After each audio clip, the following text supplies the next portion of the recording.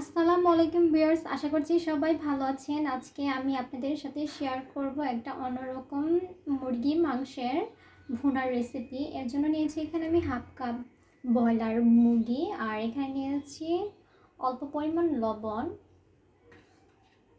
লবণ আর এই মুরগিগুলো সুন্দর করে মিক্স করে নিব। আর এখানে দেখছেন কোনো প্রকার পানি নেই, আমি ঝরিয়ে নিয়েছি।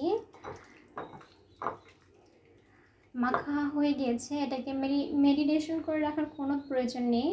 আর এটা আমি এখন ভেজে নিব। এখানে নিয়েছি একটা দারচিনি, একটা তেজপাতা, একটা এলাচ, কিছু পরিমাণ কাঁচামরিচ যা আমি বাঁকা বাঁকা করে কেটে নিয়েছি। আর নিয়েছি 3টা ছোটো সাইজের পেঁয়াজ কুচি করে নিয়েছি। চুলায় ফ্রাই প্যান বসিয়ে নিয়েছি। আর ভাজার জন্য তেলের পরিমাণটা খুবই কম লাগে, তোর জন্য কম করে দিলাম। আর ফ্রাই প্যানটাকে এভাবে ঘুরিয়ে তেলটাকে হিট করে নেবেন। আর চুলার ঝালটাকে মাঝারি ঝালে রাখবেন। এখন আমি সব কয়েকটা মাংস দিয়ে দেব, হালকা ভেজে নেব। মানে কি একদম যে ব্রাউন কালার করবো তা না, হালকা ব্রাউন করব। এখন আমি অপেক্ষা করব ওই পাশ ব্রাউন হওয়ার আগ পর্যন্ত। এখন আমি উল্টিয়ে দিব।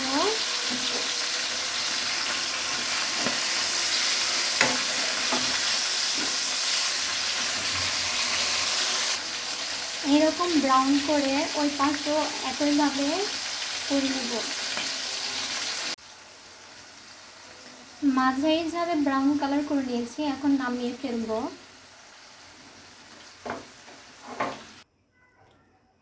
এখানে আমি কড়াইটাকে মাঝারি ঝালের কম রেখেছি। আর অল্প পরিমাণে এখানে তেল দিলাম, কারণ আমার এখানে যে তেল দিয়েছি এখান থেকে তেল বেশি হয়ে গেছে। তো মানে কি ভাজাতে বেশি তেল লাগে না। আপনি ওইভাবে যদি মাংস ভাজেন, মাংস ভাজায় বেশি তেল খায় না, তো ওই তেলটা থেকে যায়। কিন্তু ফ্রাই করতে গেলে তেলের পরিমাণটা একটু লাগে বেশি। তো এই পেঁয়াজগুলোকে আমি মাঝারি ঝালে কম ঝালে এটাকে ব্রাউন কালার করে নেব। দেখতেই পাচ্ছেন পেঁয়াজটা ব্রাউন কালার চলে এসেছে। এখানে দিচ্ছি 1 চামচ আদা রসুন বাটা হাফ কেজি মাংসের জন্য, আর হাফ চামচ জিরা বাটা। এখন এটাকে আমি এভাবে তেলে কিছুক্ষণ ভেজে নেব।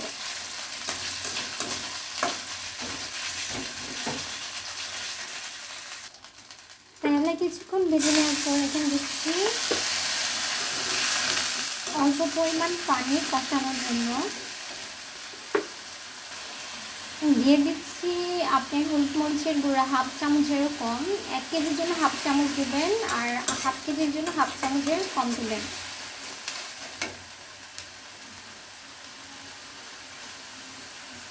লবণ দিচ্ছি আন্দাজ করে অল্প পরিমাণ, আর লবণ লাগবে না। আর এখন দিয়ে দিব গোটা গরম মশলা। এখানে দিয়ে দেব হাফ চামচেরও কম একটা গরম মশলা, সেটা হচ্ছে আমি হোমমেড বাসায় বানিয়ে নিয়েছি, যা যে কোনো মাংসতে দিলে মাংসের স্বাদ দ্বিগুণ বেড়ে যায়। এখানে দারচিনি, এলাচি, তেজপাতা, লবঙ্গ, তারপর গোলমরিচ, ধনিয়া, জিরা এগুলো, আর হলো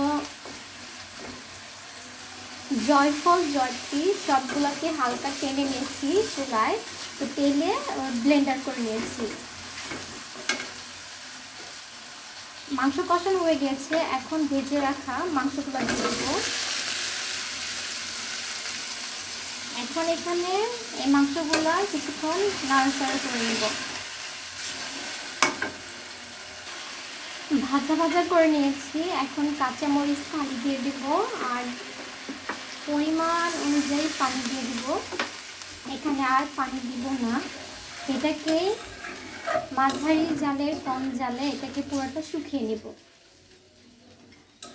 এখন এটাকে ঢেকে দেব।